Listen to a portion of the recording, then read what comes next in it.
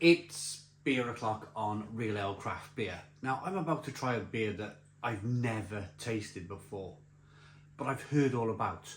And I remember as a youngster seeing it in the shops. That beer is Double Diamond. It's been relaunched in 2025 by Kirktol Brewery. It's in a 440ml can. Brewed as a pale ale, drinks like a lager, tastes bloody wonderful. And you must have done something to deserve a Double Diamond today. So these are probably all taglines that they've researched. They probably worked with a beer historian in researching this beer. Now, this beer was first brewed, unbelievably. Oh, let's get one out.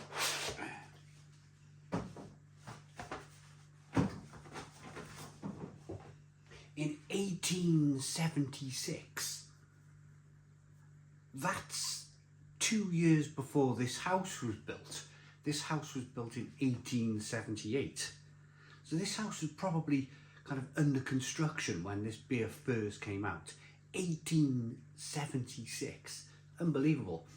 In the 1950s, 1960s and 1970s, it was one of the best-selling beers in the UK. 3.8% ABV. 440ml can. I've done a little bit of Wikipedia searching on this. What I should have done is looked at some pictures. I know I've seen that branding before. I've definitely seen that branding of that man before, but I don't know if it's the same colour label or if it's even close, but probably close. I imagine they wouldn't have gone kind of full scale away from this.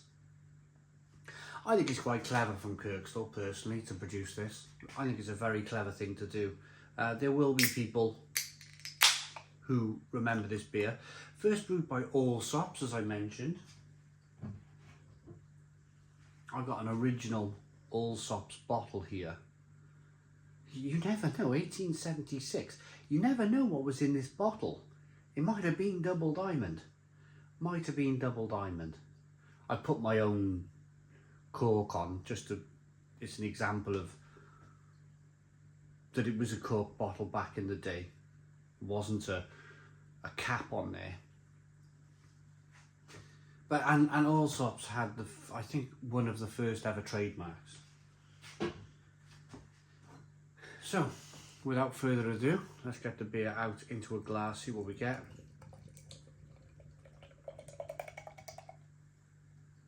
I think very clever by Kirktol. Kirktol are doing some great things in the beer industry. They're based in Leeds, Yorkshire. They were kind of like, they've been in a supermarket for a number of years now, but they've kind of lurked around the edges a little bit. And then they ended up buying North Brewing Company. They acquired North Brewing Company's canning line, the cardboard box thing here. The ability to put 4 cans of 440ml beer in a cardboard box has probably led, after they bought the brewery, into this whole situation where they've now been able to bring back Double Diamond, which I think is, as I mentioned earlier, a great thing. We've got a 1-finger whitehead. Little bit of carbonation in there. It's a straw amber coloured beer. Let's get the aroma. It smells good. It smells really good.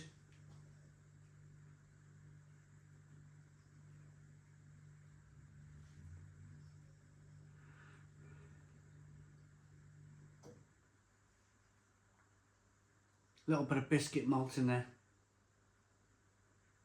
A little bit of wafer aroma. Lots of New World hops. Lots of American, New Zealand sort of hops. Maybe Australian hops going on here.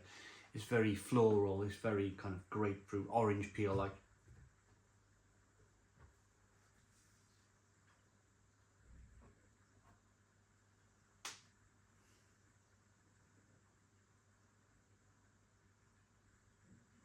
It smells good for the 3.8% beer. Lots going on here. Let's dive in. Cheers, everybody.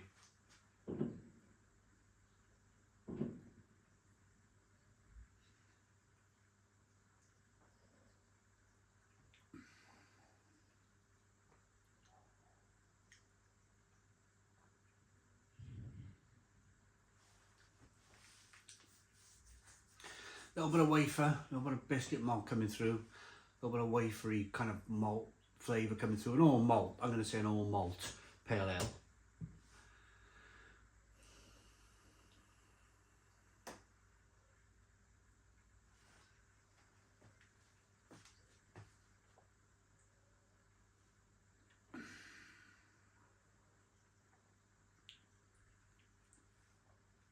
It's a little tart like, it's a little kind of jam plum tart like. There's some grapefruit in there.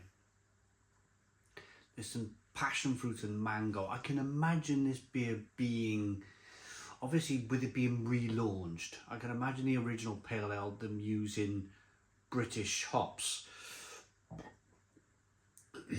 100% British hops didn't have that sort of full-on passion fruit, mango, grapefruit, orange, as I'm talking, flavours in the beer. It's amazing. It's a blue sky day today. It's 25 degrees and someone's letting fireworks off. I don't know. Can't see them. It's daylight.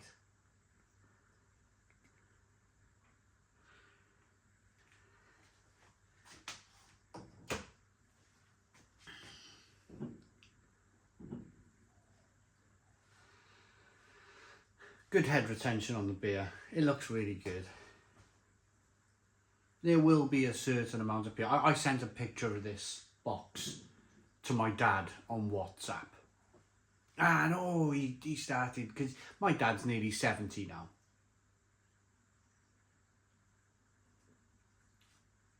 And my dad started kind of raving about how he used to pay 4p a pint for this stuff back in the football club in the 1970s, and he remembers it and he likes it, and it's funny.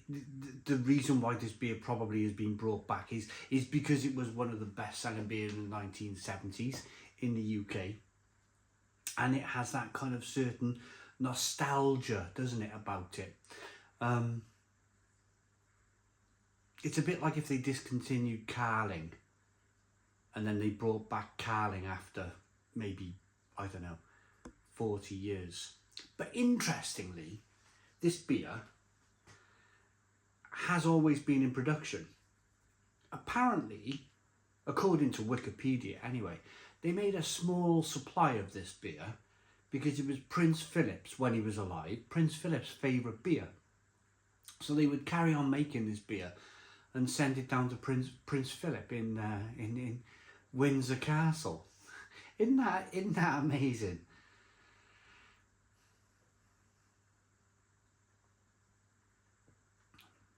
I'm going to drink 4 cans of Double Diamond and roll my Range Rover over upside down in a field. Yes, that's what I'm going to do today.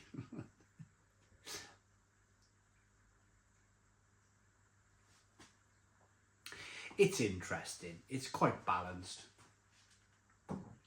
There's some malt over here. There's citrus hops on the back end. It's definitely New World. It's definitely been redesigned for the modern day pale ale. Will this beer become one of the best-selling beers in the UK again? Probably not. Probably not. But for nostalgia's sake, it's been brought back. And here it is. What's my rating? For a 3.8% ABV pale ale, I think it's very clever by Kirktol to grab the rights for this, or work with the owner of the rights of this beer and bring it back. There will be people who remember this beer. There will be people who buy this beer for their dad for birthdays and Christmas and whatnot. Especially dads in their 60s and 70s. I'm going to say a 7 out of 10. 7 out of 10 from Real Ale Craft Beer. It's available in Tesco. It costs me £4.50 for the box. I'll enjoy the rest of the cans. On a barbecue day in the garden, I'll enjoy the rest of the cans. But that's Double Diamond for you. Thanks for watching. Please put your comments in the comments box. Subscribe to our daily beer and food reviews. Give us a big fat thumbs up. Boom. Cheers.